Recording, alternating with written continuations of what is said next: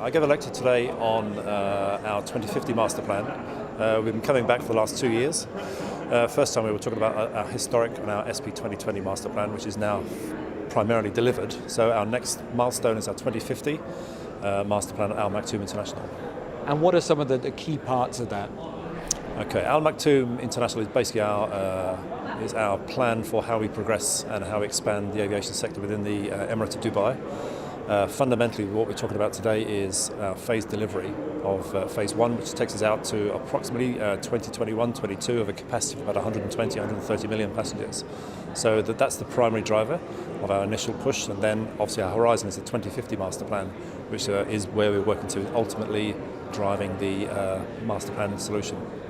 And tell me, just as an interesting point about these kind of plans, you say 2020's virtually delivered. Yes. When you plan these things, how much does the reality match up with the planning?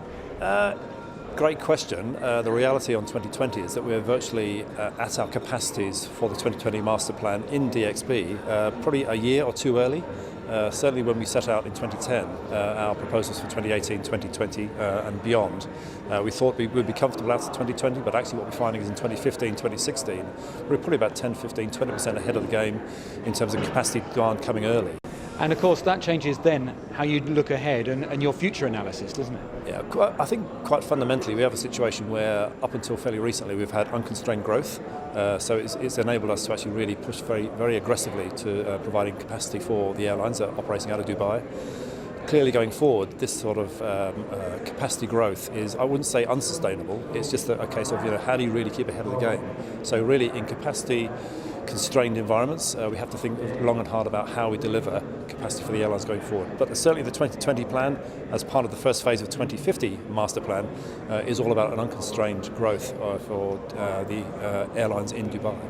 Is a lot of what you're doing here making sure that everyone kind of is agreeing about the direction, whether it be airports, airlines, that you have to kind of be in the same place?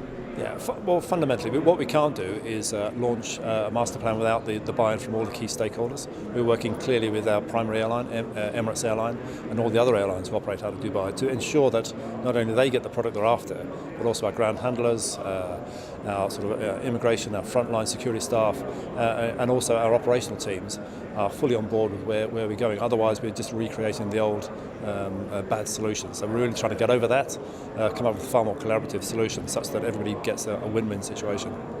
And tell me, why is it key to come here? As you say, you're used to this conference, you've been here and talking about some of the messages over the last few years. Why is that important to you? Well, interestingly, I think it's my third session at Passion Terminal Expo. Our first one in Geneva, last year in Barcelona, now this one in Paris. It seems the more I come, the more I sort of recognise new and old friends from further afield.